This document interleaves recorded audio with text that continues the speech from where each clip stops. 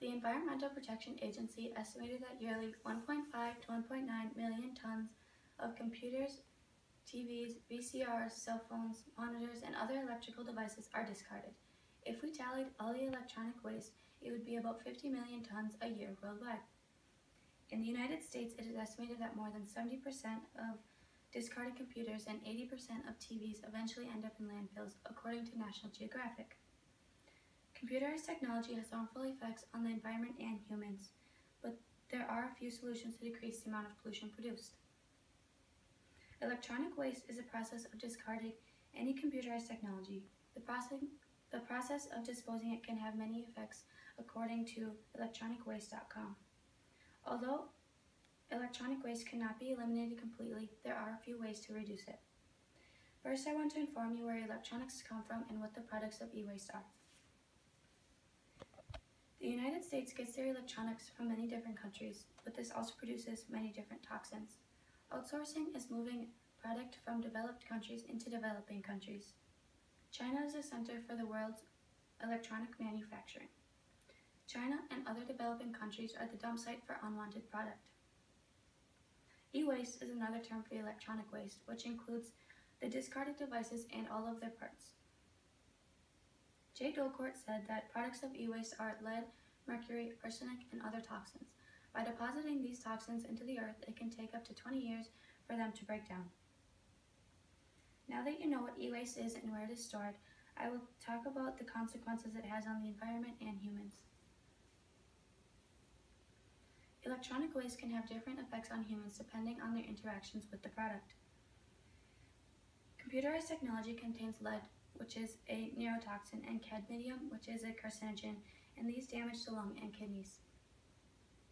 Flame retardants are also found in computerized technology, and this causes fatal damage and can show up in the bloodstream of the electronic worker. E-waste has effects on the nature too. Our air and water can be contaminated with toxic chemicals. The air near some electronic operations that remain open contains some of the highest amounts of dioxin measured anywhere in the world. The runoff from landfills contaminate our freshwater source with lead and mercury. Al Bramble said that runoff from landfills can end up in our soil, which contaminates the animal's food source, which then contaminates our food source. Now that we know some of the harmful effects e-waste has, we can discuss some of the possible solutions.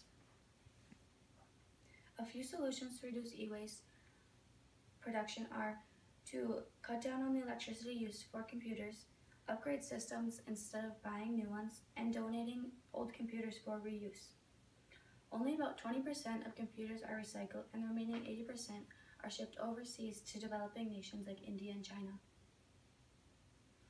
Electronic waste can be avoided by recycling and donating. According to a study Harvard University performed, we can reuse the plastic from old cell phones, and this would save the energy it would take to flip off the energy to 24,000 US households for an entire year. Now that we are aware of a few solutions, we can look back at everything we have covered. Knowing where computerized technology comes from, what electronic waste is, and the effects it has on humans and the environment helps us to understand the solutions that help cut down on the pollution produced. Even though there are a few solutions to electronic waste, electronics are bad for the humans and the environment.